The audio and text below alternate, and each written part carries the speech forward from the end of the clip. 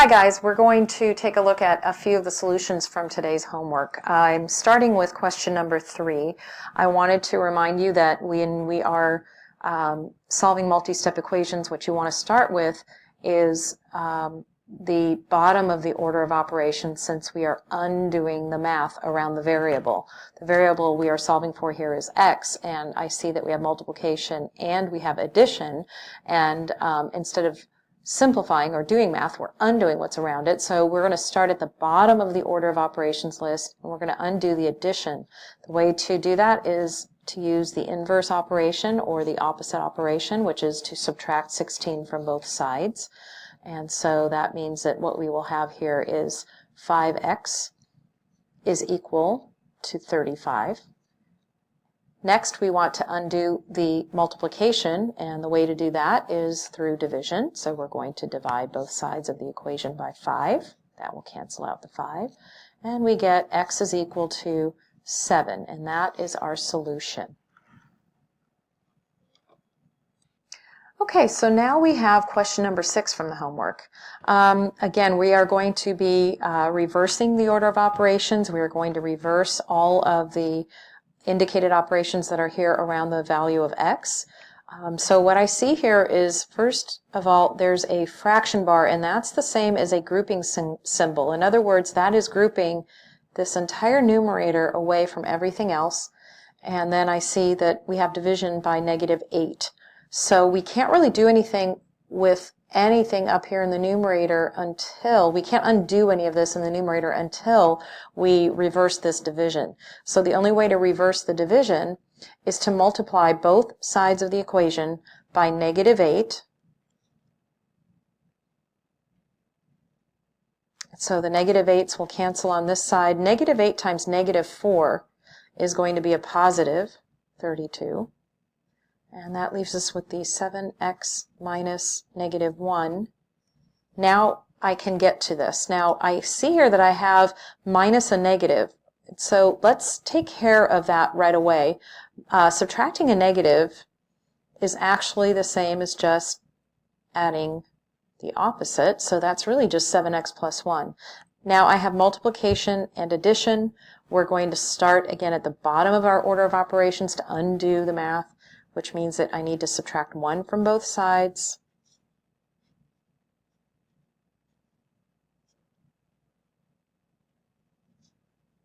And now I need to undo the next operation, which is multiplication, by dividing both sides by 7.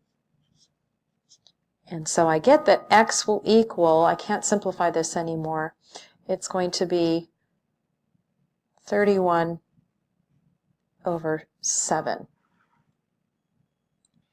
Okay, so let's take a quick look at question 8. We are trying to isolate y. We're solving for y, and I see multiplication and subtraction. We have to start at the bottom of our order of operations list, so I'm going to undo the subtraction by adding 40 to both sides of this equation. So we have 40 is equal to 10y. Now we have to undo this multiplication using division. And so we will get that y equals 40. That will be our not 40, 4. That will be our solution. All right, so here we go with another multi-step equation. We're trying to isolate the g that's in this numerator. I see that we have division and addition, so we have to undo both of those. We're going to start with reversing the addition by subtracting the 3. So we're going to have g over -5 is equal to -16, because -13 minus another 3 is -16. I need to undo the division. The only way to do that is by multiplying with -5 on both sides. So g will equal a positive 80. All right, so let's take a look at question number 11. Before I can solve this, I really need to take care of this distribution and simplify the right side of the equation before I can undo the math. So if there's anything that can be simplified, you really need to take care of that before you move on. So I'm going to distribute this -6 And keep in mind that is a negative 6. So this negative 125 is going to be left alone over here. I've got n. Negative 6 times 1 is negative 6. And of course, negative 6 times a positive 3n is going to be a negative 18n. Now we can see that we've got like terms on the right side of the equation. We need to combine those like terms. So I still have negative 125 left alone here on the left side of the equation. N plus a negative 18n. N plus a negative 18n is going to be negative 17n minus 6. This is now simplified as much as it can be, so I want to undo the math around the n in order to solve. What I'm going to start with, I see multiplication and subtraction, what I'm going to start with is the subtraction. I'm going to add 6 to both sides. This will be negative 119. And now I see that all I have left to do is take care of this multiplication by dividing negative 17 from both sides. It should be noted that a negative divided by a negative, of course, will become a positive. And so we know this will be a positive. So n will equal 119 divided by 17 actually is 7. So n equals 7. That is our solution. Now let's take a look at question 13.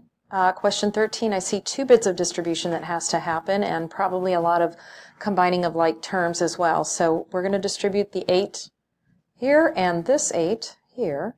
So let's see, we will get negative 64p minus 24, and then we will get plus 8p minus 48 is equal to 40.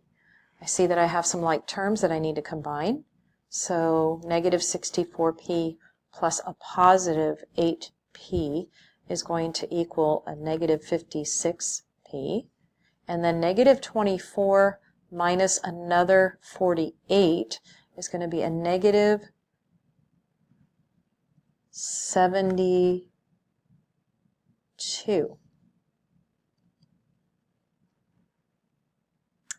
We continue on from there. Now we're ready to undo all of this math. I see subtraction and multiplication. We're going to start by undoing the subtraction.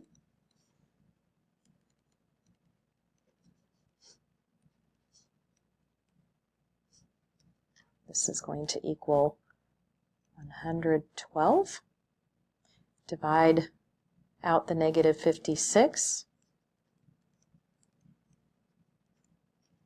Now, a positive divided by a negative, of course, is going to be a negative, and that's going to equal negative 2.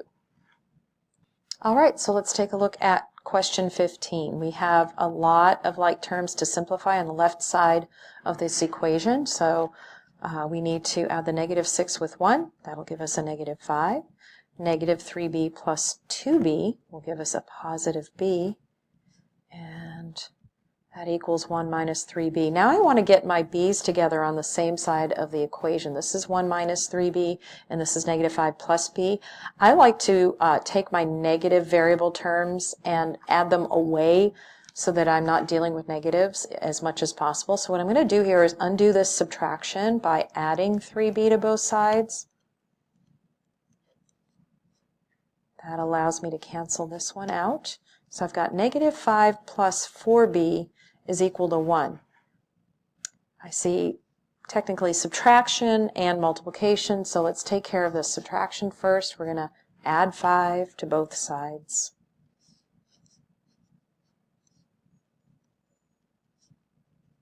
And now we're going to divide by 4 on both sides.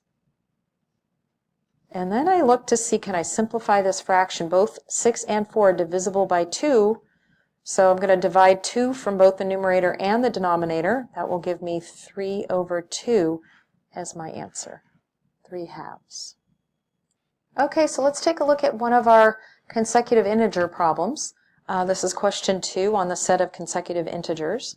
It says here that we want to find 2 consecutive odd integers. 2 consecutive odd integers. That means that we have 2 numbers that we're trying to find. So we have a first number and we have a second number.